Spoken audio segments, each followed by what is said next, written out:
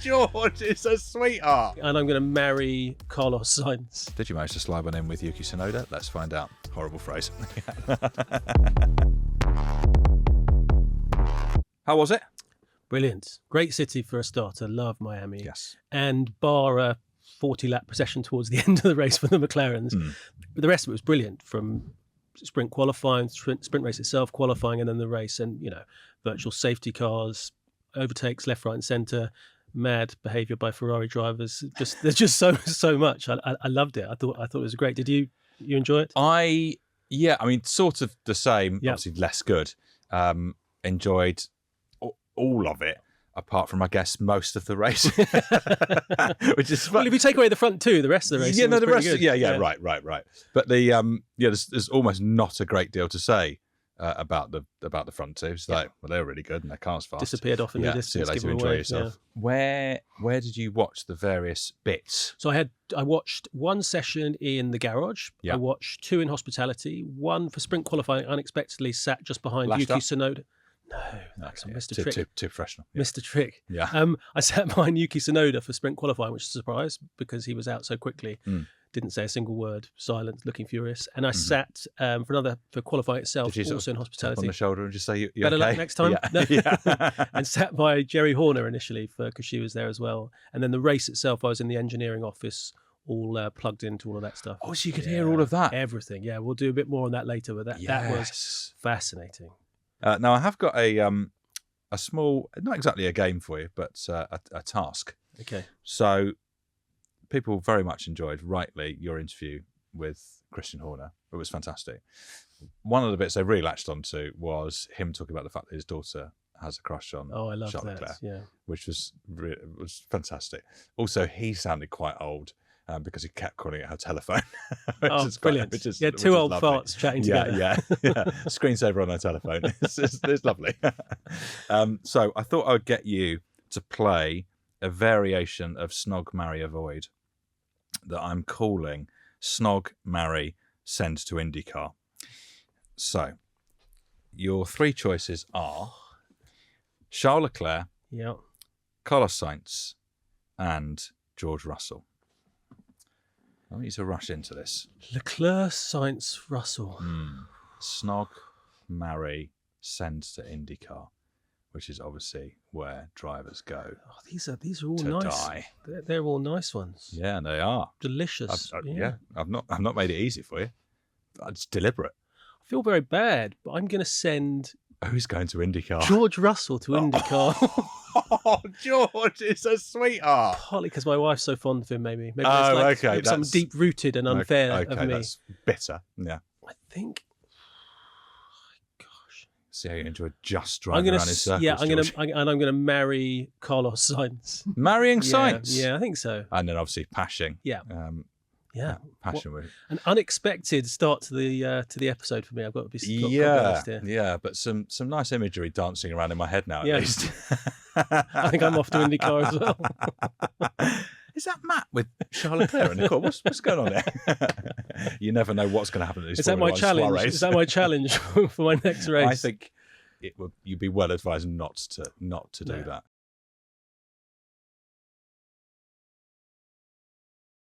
Hello and welcome to the Inside Track, the Formula One podcast that takes you behind the scenes of the biggest stories in the sport with exclusive, and I have to say very good access to Redbull racing. And look, producer Nick has scripted this, and out of respect to him, I will say it, but I would also like to lodge my displeasure. I'm Chuggy broadcaster and Formula One fan Rick Edwards. That's what he's written for me. Well, mine's a bit nicer. Yeah, I'm Matt Magendie. I'm a successful sports journalist, author, globetrotter, raconteur. I think I just added that in. You've added that in. Father and husband extraordinaire. I can't remember. It goes on and on. The super dad, great husband, and all-round nice guy. There we go. Thank you, producer Nick. Contrasting takes on us yes, there. we're going to have some words, producer and Nick. Each week we provide you with backstage gossip, all the F1 news, and find out who's thriving and who's under pressure. This season we've got the inside track on Redbull Racing as they fight to retain their standing as the fastest team on the grid. Now then, I have to say, I'm looking forward to look at our predictions. Yeah. For the first time. So yes, the first time that I think my prediction, it was decent. So the rules with our prediction game, before the race, we predict who's going to come first, second and third, get a point for each of the drivers who are in the top 3. So 3 points for that. If you get the order exactly right, you get the Holy Grail, the 6 points. No one's done it yet. We are not only competing against each other, we're also competing against AI and you, the listeners and viewers.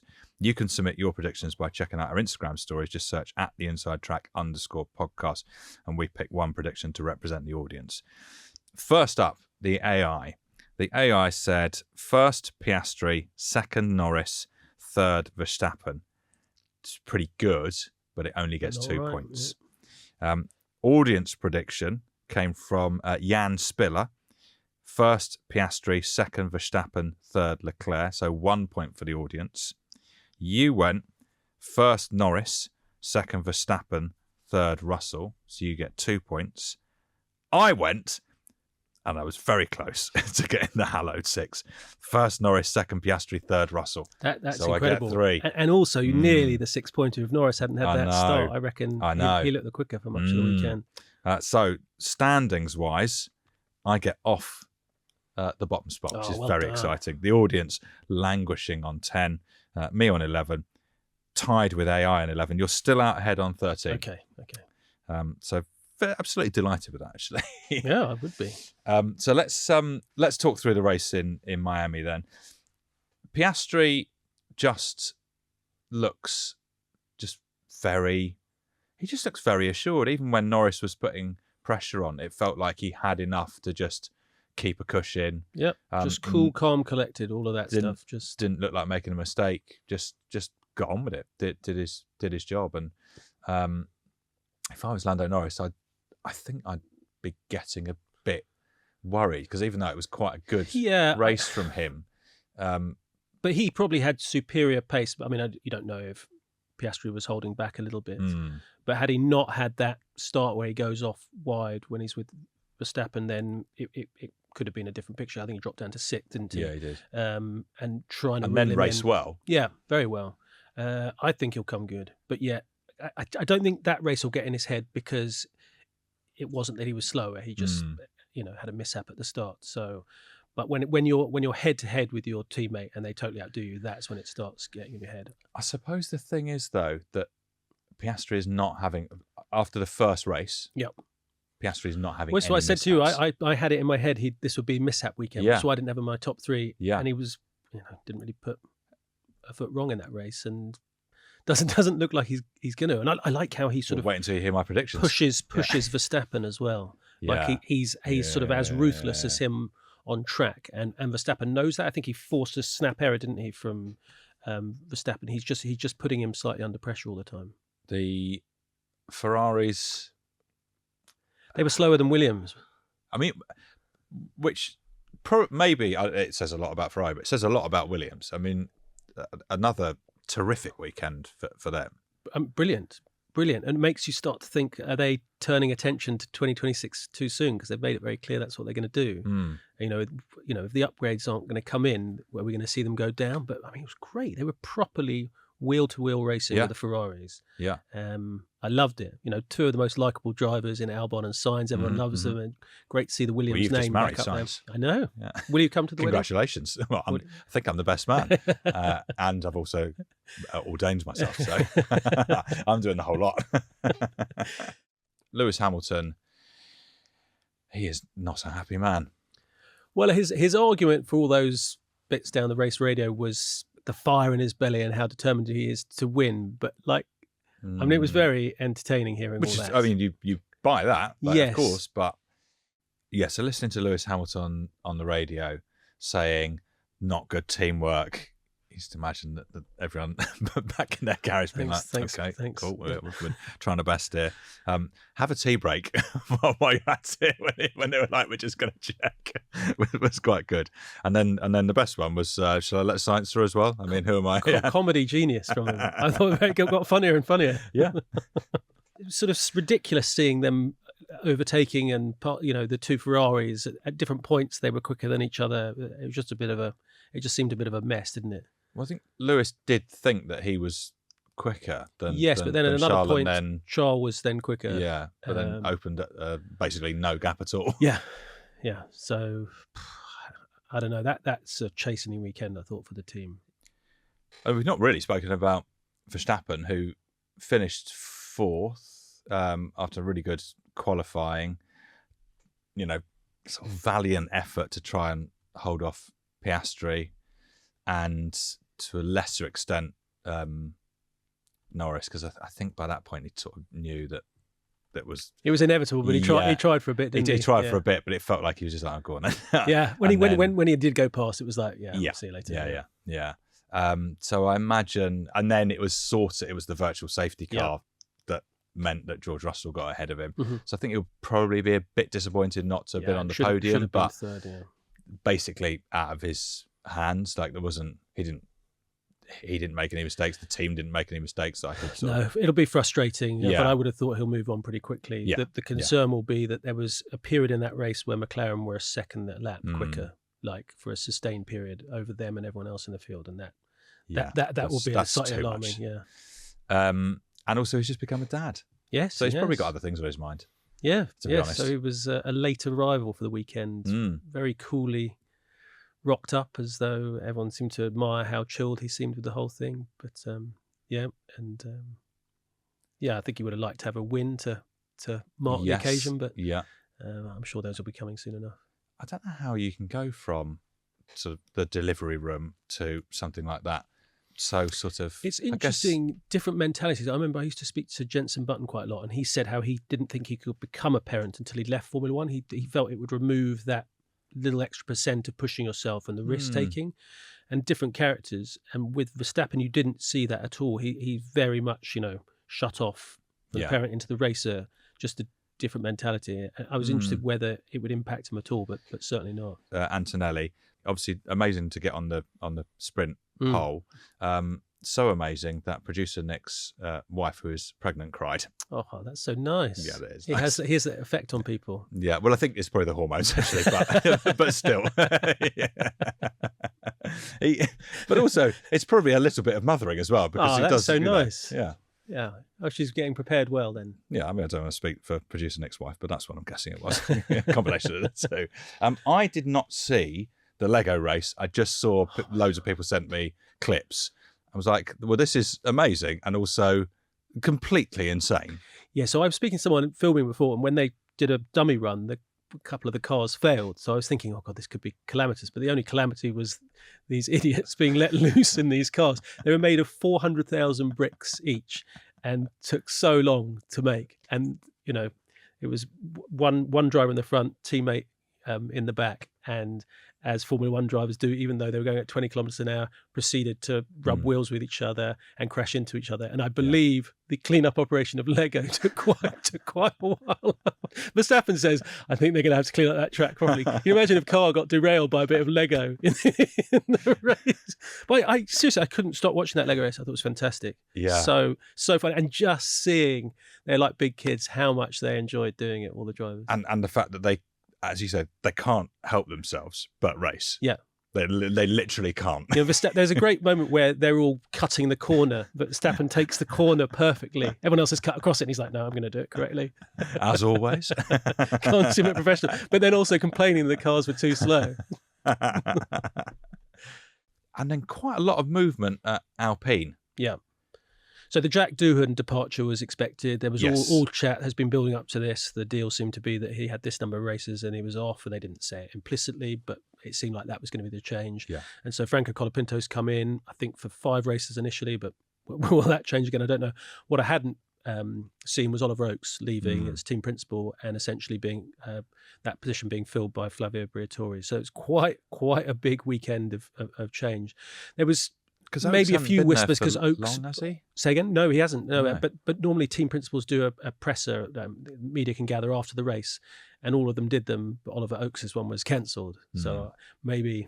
Yeah, your spidey senses were tingling. There was a few people. People just assumed that was the Jack Doohan thing, and he didn't want to deal with it. Not the fact that he was heading off. No, I'm delighted to say we got a couple of emails, and I will read them to you. Okay. Hi, Rick and Matt. I have a question, as this pod is a safe space. That's right. Who is the random person from the team who receives a trophy alongside the drivers? This is a very good question. Yeah. Why are they there? How are they selected? Last weekend in Miami, that poor woman from McLaren got absolutely drenched by Lando. It reminded me of the Ferrari merchandise, to be honest. Thanks, guys. That's from Jamie. It was like they were attacking her, wasn't it? Yeah, but with fondness, I felt. But I suppose, yeah, but it was quite, it was targeted. Well, so she's called Louise McEwen, and she's the chief marketing officer of McLaren. Mm-hmm. I don't know how it works definitely for McLaren, but Red Bull. If I take that as an example, I think Christian Horner will decide who goes up. So someone that they feel is worthy of doing that, and I assume Zach Brown has done something similar. Whoever for that me weekend. again takes himself up. So I think that's how it works, or there's perhaps a chat among the senior team members to decide who's going up. But yeah, it was a lovely, when you have that moment, you could see it was pretty special for her, and then she got absolutely trashed by them. Absolute soaking, wasn't she? Yeah. So not a random person, but someone from the team who has been selected. Yeah. Okay, another one. Hi, Rick and Matt. Love the pod. I don't think it's boring. Slightly annoying you feel you have to caveat.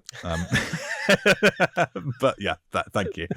My question is, why do drivers avoid dirty air like the plague, but during qualifying, gaining a slipstream is an advantage? Would that not be maximum dirty air and seen as a disadvantage? To put it in context, I saw an episode of the Williams podcast, where Sainz and Albon said that having a car even 3 seconds ahead can reduce their pace significantly. Would that car ahead not be reducing drag for them? Are they really still in the dirty air at 3 seconds behind? So I think there's two different so things slipstream and dirty air. Yes. So slipstream, because you're only doing it on a straight, in a short period of time, it's not going to affect your damage and degrade your tyres in that short period of time. But what it does is the car hits the air and produces lower pressure air to the car behind, essentially creating drag and less resistance on your car. So you can use that in that moment and then slip, you've got that speed and you slip past. So that without damaging your car. The issue with dirty air is more when it comes into the corners. So a car comes into the corner braking. Now it's using the energy of that corner already. And what it then does, it disrupts the flow of air into the corner for the car behind. So the car behind will affect the car's balance, but also over a period of time, it tends to degrade the tyres. So more and more of that. So it's a cumulative effect. So with the slipstream, just because it's a one-off short thing, it's not going to damage you in qualifying. On a straight. Mm-hmm. And the corners are the bigger issue for the dirty air. But then also in a race, as the race goes on, you're going to have an issue with dirty air on the straights also to a certain degree, because your tyres are going to degrade. And then DRS is separate entirely. Yes. Well, I think that's well answered. I hope that Leah, was Leah? Yes, that's a good question. Yeah. Thank you, Leah, and thank you for saying it was not a boring podcast. Next up, we are going to focus on Red Bull and hear more detail on what you got up to in Miami within reason. I wonder if you spoke to anyone and slipped in any of the American phrases I gave you. We will find out next. So let's focus on Red Bull then. You were in the thick of it, listening to all the radio comms. What was your sense of how the race was going from the point of view of the team, from what you were hearing? So what's funny is if I was to have watched that race on TV back at home, I wouldn't have thought there was like loads of drama. Loser. Yeah. What was your perception? It didn't seem like they were trying for third, but just fourth. Yeah. There was lots of different snippets I found interesting. So I'm in the engineer's office, so it's in their hospitality bit, not in the pit wall, not in the garage. And so you're plugged in and you can hear actually the TV commentary, but you can hear Christian Horner, you can hear both drivers, you can hear their race engineers, you can hear Will Courtney, the strategist. Mm-hmm. So there's so many different people there. And one of the most amazing things was towards the start of the race, there was all this chat about weather, and there was possibly going to be thunder and lightning. Now in America, as soon as there's lightning within a 10-mile radius, everyone has to vacate. And the race has to stop. No one can be, marshals can't be there, etc. So there was a lot of concern over that. And that didn't seem like that was going to appear, but there was still concern about rain. And so you've got these big screens where you can see sort of concern. Well, Verstappen in rain. No concern just about what it's going to mean for tyres. Right. So when are you going to pit? You have to time that correctly. So you've got these amazing sort of meteorological reports. I could see this all up and the rain coming, and they're like, oh, wait, we've got a spotter. There's rain coming in 5-7 minutes. No, our spotter. Anyway, they've got different spotters, one of which is Christian Horner's driver, I found out during the course of the weekend. So they've got these amazing reports going, and then they go, well, this guy 5 minutes away, there's no rain here. I just love this idea that some just got on his phone going, no rain, still no rain, still no rain. But what was fascinating, they were trying to work out whether at some point do they need to have intermediates come on, and they thought they might have to have extreme wets because it looked like it was a heavy pattern of rain, or are they just going onto a new set of slicks, so they're changing onto the hards? And the other bit I found fascinating was the virtual safety car when George Russell benefited from it. But I didn't see it, but there was a little chat between Mercedes and Red Bull just afterwards, I think outside the Between Christian and Toto? they were involved. Good guess. That's lovely. I don't know how friendly it was, but yeah, I'd have a guess. But anyway, that was just really interesting, talking about, I don't think that's fine, and they were saying what percentage he'd lift off and pace he'd lost compared to Sainz and Gasly, who'd also been caught for the infringement and queried that, and then they were like, you need to get onto whoever and complain about this, lodge an appeal, etc. It was just so thrilling to hear all the undulations of a race, so much more than you'd ever get just watching on TV. I was going to say, I wonder what Christian Horner thought of the weekend, but we don't have to wonder because you spoke to him and we can hear it. Congrats to Oscar and Lando and McLaren. They were a class apart from the rest of us today, so we missed out on a podium really because of the VSC. So that was frustrating, but yeah, plenty to do.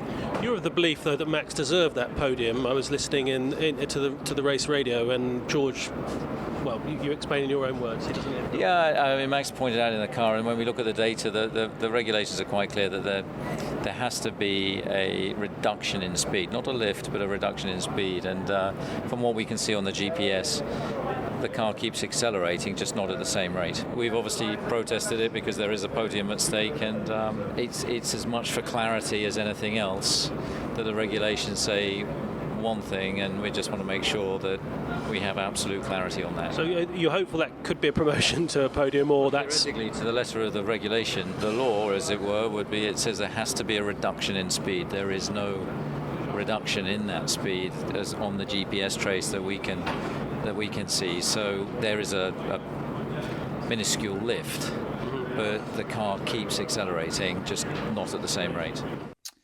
So yeah, I mean, he's fairly convinced that letter of the law. Yeah, letter of the law, but I haven't listened to that back since the interview, and I think in his voice maybe there's an acceptance that while that is the letter of the law, that he wasn't going to get that overturned. I don't know how you... He didn't sound confident that it was while he felt correct in what he was saying, didn't feel it was going to be sufficient to get it overturned, but maybe not. Okay, let's hear the rest of your chat with Christian. Yeah. So if you were to take from the weekend, what's next? What do you need to do? I mean, there's a gap to close. I think you pre-warned that Miami was going to be very strong for McLaren anyway. We knew this was going to be a tough race for us, but I think we had some other issues that perhaps compounded our problems. Neither drivers were happy with the brake setup that we were running in the race. So and of course then that compounds problems. So we know we've got plenty to do. We head back to Europe now. The highlights of this weekend for me were the pole position, obviously, yesterday, and Max's resolute defence in those early laps. But, frustrating not to come away with a podium. You said to me last week, it's a diva of a car. Is it still behaving a bit like a diva this weekend? Yes, it's been in full diva mode. I mean, Max was outstanding again yesterday. To get that third pole of the year, I think, in fairness, he's overperformed, whereas perhaps the McLaren drivers have underperformed. Yeah, I mean, I think hard to say that the McLaren drivers have underperformed. I think he's probably talking about other races, but like again, he shouldn't have got pole position. He shouldn't. No. And it's interesting. I was saying to somebody else that I think he's got into the McLaren drivers' head in qualifying. He seems they're making mistakes where they wouldn't ordinarily, and I think that's his effect. I might be wrong, but they know he's going to put an absolute zinger, and they can't afford to make a mistake even with their advantage. And you just see there's the odd snap here and there. I mean, even Verstappen made a mistake actually at the start of his lap. You see there's a little bit of oversteer. I think in that right at the start of that first sector, and yet he still pulled it off. Amazing. I love the mental side of it. Oh, that's brilliant, isn't it? I sort of this may be a stupid question, but I'm always fascinated. You do hear it quite a lot, where Christian is there saying that neither driver was happy with the braking setup, and I'm always like, why? Now I don't know without talking to someone with a bigger brain than me, but yes, they were. Verstappen was very clearly vocally unhappy with the brake balance, and Yuki, I think, was complaining at the race radio afterwards. The car's just so slow. It was his more succinct summary, which I thought was funny. Yeah. Any thoughts, Yuki? Yeah. Yeah, I've got one. Him getting in the points, even with a penalty, is pretty good. Yeah, they seem pleased with him. He's getting there. Like, he's still making the odd mistake, but feels like there's, he's got time. The seat's yours. Relax and grow into it. Yeah, great character already in the team. Everyone loves him, and he's quick. You spoke to Yuki Tsunoda before the race, yes, which is excellent work from you, because you're just scooping up everyone. I'm obviously expecting Max next time. It's the first time I've spoken to Yuki, Yeah. and lovely. I think he'll be hopefully someone we get to chat to quite a bit more, because he's really interested, measured answers, but I think there's some more fun as well there as well. He's very clearly a fun guy. Yeah. I mean, he's much more sort of measured and controlled than he was when he first sort of came through, when he was absolutely electric. I like the mix of the contrast of sensible Yuki and slightly mad Yuki. And then old Yuki emerging. Yeah, no, we'd like to have him back every now and again. Didn't manage to put in any of the American phrases with Christian Horner, I noticed. Yeah, no, I thought I'd give Chugi a go, but I'm not sure that would. I thought it might have ended the interview, so I. Well, certainly if you said he was. Then he said, "What does that mean?" I didn't feel brave enough. No. Okay, yeah, sorry about that. I feel like I've let down the team. Did you manage to slide one in with Yuki Tsunoda? Let's find out. Horrible phrase. Never say that again. Yeah. Right, I'm here to shoot the breeze with Yuki Tsunoda in Miami. How are things? You enjoying the Miami vibe? Yeah, amazing. Nice and warm as usual. Obviously, also enjoying lots of restaurants around here. So, yeah, I love it. You've had a few weeks now into the team. You're sort of fully embedded. How has it been? Has it been a roller coaster experience for you? Kind of changing mid-season or early season? Yeah, I would say it's quite a roller coaster in a way. With my sessions, every sessions, how I perform. But at the same time, in terms of the teams, I think they're making me quite easy as possible for myself to make me to feel, like hope or like make me comfortable. They're being supportive, very, very supportive, and they try to, make me understand about the car very fast. So it's mixed, and actually I'm happy with this balance so far, and this consistency in the track. That I'm having a lot of up and down in the performance is I think it's natural, because it's part of the journey that I'm still learning about the car, and it's still 4th races, and there's so much limited times, right, and there's so much pressure going on. So I think I'm in the right path, and just keep doing what I'm doing. Well, it's not often you hear the drivers first up just talk about the restaurants they've been enjoying, but I like that. That was because of my ridiculous opening question. I had the microphone. I'm like, just shoot the breeze. Tried to do it What was quietly, that? Sorry? so he couldn't hear it, and the press officer, the communications person with him, didn't. But I think you could have said that with your chest. I think it's completely fine to say shoot the breeze. Okay, I could have been bolder. Yeah, but still, got one in. Got one in. Nothing wrong with that. He does just sound. It sounds very different to how he used to, but I think that's kind of what Red Bull noticed about him. They were like, it feels like he's just taking stuff a bit more seriously. Yeah, I mean, now we want him. Yeah, I put that to him that he changed by having been overlooked in the first place. He says there's not a great change, but I don't know. He seems very level, mature. I mean, he was a leader at his previous team, and maybe that lifts him up a bit more. Mm-hmm. I don't know. I'm sort of expecting really good things from him, and I hope that's the case. And you asked him what his expectations are for the rest of the season. I would like to be, I would score points as consistently as possible, and currently slightly behind compared to, for example, Max. But like I said, his 4th races. It's not easy to build up the confidence and learnings and throughout in the race weeks, but it's, at the same time you can't keep saying there's so much time or anything. So I just try to build up with my pace. I think I'm in the right path, like I said. So slowly build up, and hopefully once I learn a lot of things from Max and also from the team, hopefully I can be in the level that Max is right now, and perform very competitively. Yeah. What's he like as a teammate? Because he's also the toughest challenge in Formula One, isn't he, to go up against? He is. Of course, he's one of the best driver in history, and outside of racing, he's just generally nice guy. He's just like I see more and more when I spend time with him. I see more very nice side of him, and very supportive, and I don't know. It's super easy to chat with, and easy guy to work with. Yeah, I mean, I wouldn't beat yourself up too much about being behind Max. Yuki, to be honest. Like, yeah, I'm a bit behind him. I think everyone is going to be. Yeah, I think he just wants that gap to be closer. Yeah. Which is probably what the team want to hear as well. But there was a nice little moment also. He got like an honorary police badge, I think, during the weekend. So there'd be these. The traffic was absolutely appalling. No, well, it's no, that's very good, but no, not that. Wasn't he a sheriff? He's a sheriff. Yeah, sheriff. He's a sheriff.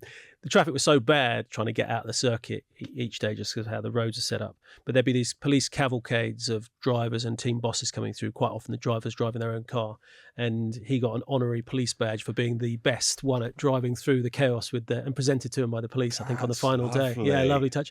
Officer Tsunoda. I only got this information afterwards, but genuinely very proud of his achievement. Of course. Yeah. Yeah, I don't know if he's strictly so speaking. competitive. I don't know if he's strictly speaking Officer Tsunoda, but he seemed to think he was the best driver in bad traffic of all the Formula One grid. But, well, also if you've got the badge, it says it, doesn't it?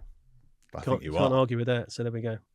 Now we're about to be introduced to, well, not a new member of the Red Bull team, someone that we've mentioned before, but you had a little chat with the technical director Pierre Waché, because I think he gives a really good insight into the kind of mentality at Red Bull. This was before the race. A lot's made about Max and his brilliance in the car, but how impressed have you been by the team, your team around you, that have worked so hard to make, take the car from where it hasn't been competitive to suddenly, turning into a race winner? Has that impressed you? No. It's what I expect from them. Yeah. I don't say that they are not doing a good job. Don't make me wrong. Yeah, no, I understand. But I still think we have a fantastic team, and everybody we are down, and I don't think so. You see the quality of the team when it's difficult, and is what we show. And I think, and it's not personal. It's a team aspect. The factory capacity to work hard and to deliver parts, the operational aspect at the track is fantastic, and I think we are one of the best team on the grid for that aspect, and I think it's what we show. Do you think it sometimes doesn't get the credit because Max is so brilliant, so everyone talks about Max, or I don't know? Yeah, but we are not looking for credit. We are looking for, our job is to, and why the people are there and passionate about it is not to be on the highlight and to be your name on the front page. The main purpose is to say we are producing a car be able to be champion, and it's what we are trying to do, and it's what we achieved in the past, and it's what we try to achieve this year. So do you think you have a championship winning car for Max? We are 12 points behind, then we have to recover these 12 points. And last races we showed that the car was able to win, and we have to show again this weekend. Yeah, I immediately warmed to that guy. I really like him. Yeah. He's definitely direct. You can imagine him being quite direct to his team members. But yeah, he's a great character. I think we'll be spending a bit more time with him further down the line. That'll be good. I don't know if anyone in the Red Bull team listens to this podcast, but it's quite funny to imagine them being like, "Oh, did you hear what Pierre said about whether he's happy with what we're doing?" No.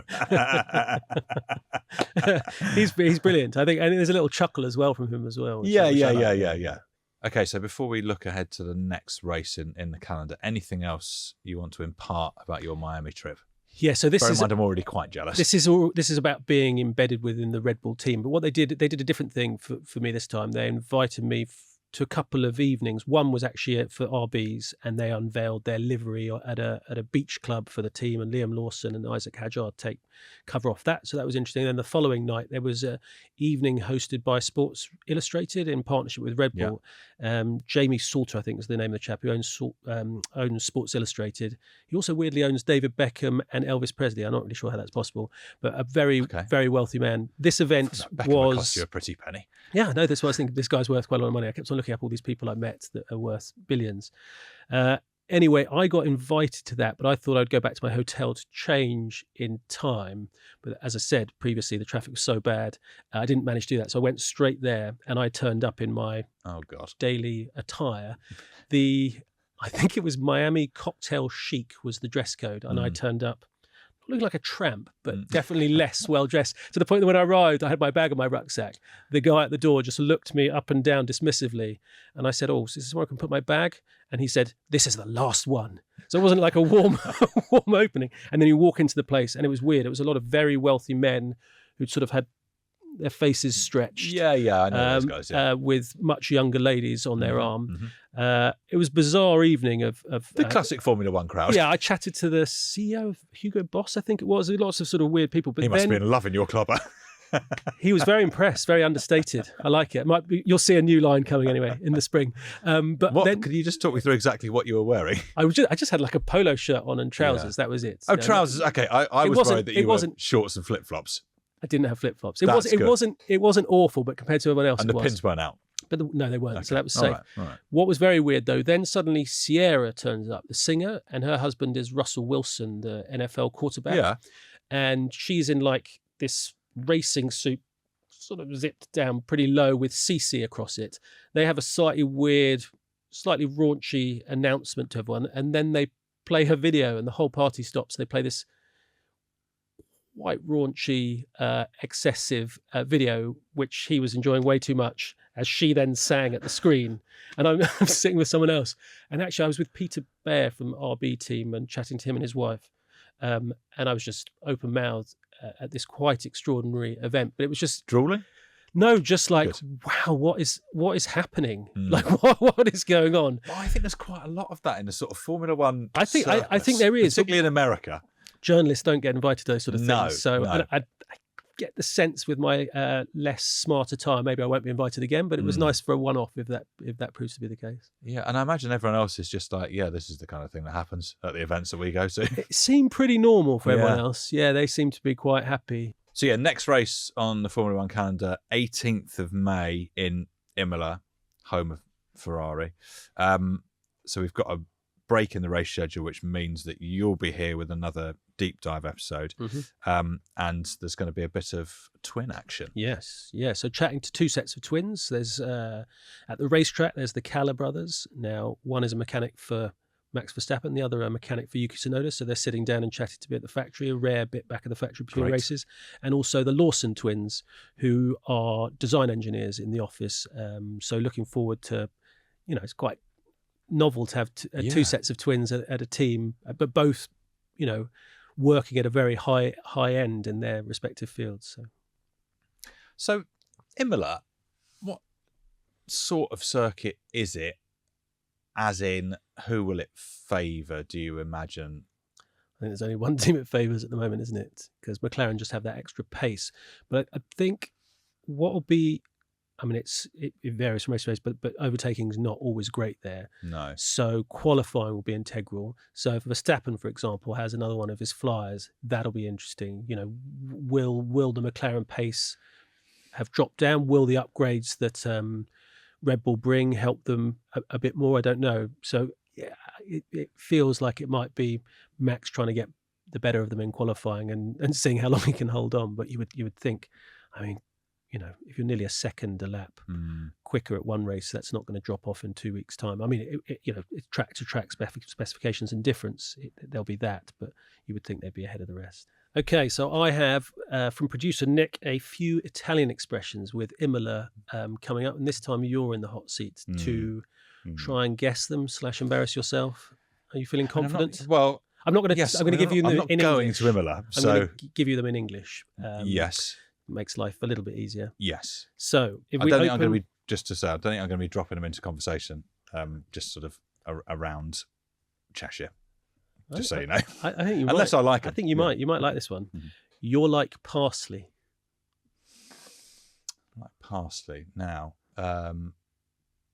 sort of gets on with everyone. I feel like the Italians use parsley. It means you're everywhere. Oh, you're everywhere. Okay. So not quite sort of right. You're in the ballpark of going in the right direction. I mean, they use parsley on, they sort of dress all of their pasta with parsley, don't they, pretty much? Yeah. Yeah. Okay. Okay. You're trying to find Maria in Rome. Was that sort of just needle in a haystack? Yes, it is. Yeah. Trying to do Yeah. the impossible. Yes. Good. Yeah. I think I might have managed that one. Yeah. Not sure I would have got past you necessarily. You've got your bread wet. Got my bread wet. Am I my toddler? He loves that.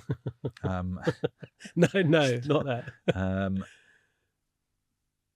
You've got your bread wet. Well, I guess you don't want to get your bread wet, but Yeah. I don't know. I wouldn't know. Like you've messed it up. Yeah, I mean, you made things hard for yourself. Yeah. Okay. So pretty Yeah, good. Okay. No, I'm quite impressed as a result. Three That's out of 3 out of three? 3. 2.5 out of 3. 2.5. Thank That'll you. do. Thank you. But you get a prize. You get Do I? a Miami gift. Oh You can hear the man! crinkle of it. It's a badge to put on your. Oh, that is simply lovely. Max Verstappen's favourite phrase. So, where would you recommend I I think I iron this if you could on? have that ironed onto the breast of one of your sweatshirts for a next record, that would be Yeah. maybe model it. Yeah, It's actually, that sort of that's okay on that one. yeah. Yeah. I don't know if the colours work, but well, thank you very much for Yeah. that. You're welcome. Getting gifts every week. This is amazing. Yeah, I'm starting to expect them now. Now then, predictions Yep. for Imola. I have mine on. Do you want me to go first, or do you want to go Yeah, first? let me just pull up mine on my phone. I jotted them down, and there'll be quite a lot of me trying to explain my thinking here as well. Well, I already know there's a Ferrari driver in there somewhere. Yes, exactly. You don't have 2 in there, do you? No, I do not have Okay. 2 in there. Go on, you go. Okay, mine are a bit boring, Mhm. but I'm going to go Norris. Yeah. It's pathetic belief that I still think he'll Yeah. come good. Piastri and Verstappen. Yeah. Well, the AI has gone with Piastri, Norris, Russell. Just repeating. Yeah, maybe that's the sort of. I mean, it's probably not a bad way to go. No. Do you remember Darren Brown doing a thing years ago where he played, I think it's like 12 chess grandmasters simultaneously at chess, all in a room, and it was amazing. And he beat a couple, got a couple of draws, lost it. Like it was sort of, and he's like, I'm not a good chess player, and everyone was like, how can you possibly have done that? And the trick was, whatever that grandmaster did, so he plays that, and then he just takes that move and plays it on the next one. So he's effectively getting them all to sort of play each other. It's That's so clever. It's so simple, Oh, I love but it. so clever. I was obsessed with it. Genius. Really good. So yeah, I wonder if that's AI's approach. It's just like, well, I just take it from last time and see what happens. I'm looking forward to yours. Yeah. Is it just one mad one? Yes, it is just one mad Okay. one. So Norris, again, keeping faith. Yeah. I'm still going. Piastri will have a bad race at some point, so he's not making the podium. It's their Grand Prix. Leclerc is coming second somehow. I know. I love this. I Yes. sort of want you to be right. No, I want me to be right. I don't think I will be. But It's fun though. It's much more interesting than the AI ones. You want that. Yeah. And then actually, well, similar to you, Verstappen. Yeah. I think third, sort of on the basis that with that 2 weeks, Red Bull are so good at sort of making they are. improvements. Did you think Russell? Russell was, I guess, the other. sort of Russell was the permutation. other. Yeah. I mean, I'll be staggered if I'm right about Leclerc. That'd be but I incredible. would also If that's a 6-pointer, love it. we'll have to get you another gift. Yeah, an even bigger patch. Yeah, still that says simply lovely. Now, as you know, you can follow the show on Instagram and TikTok. Watch us on YouTube. Links are in the podcast show notes. Send in your predictions for the next race. So your 1, 2, 3. You can do that by checking out our Instagram stories, and our Instagram account is @theinsidetrack_podcast. Also, feel free to send in any questions or thoughts about the show. Our email address is theinsidetrack@bbc.com. We'll see you at the same time next week for a deep dive episode. Matt's heading to Redbull HQ to catch up with the Lawson and Calla twins. And then the week after, we'll be back with our review of the Imola Grand Prix. As Lewis Hamilton would aggressively say, let's go for a tea break then, why don't we? The Inside Track is funded and made by BBC Studios, a commercial company that is wholly owned by the BBC. It's produced by Nick Thompson. Video editing and social media is by Georgina Revel. James Cook is the executive producer.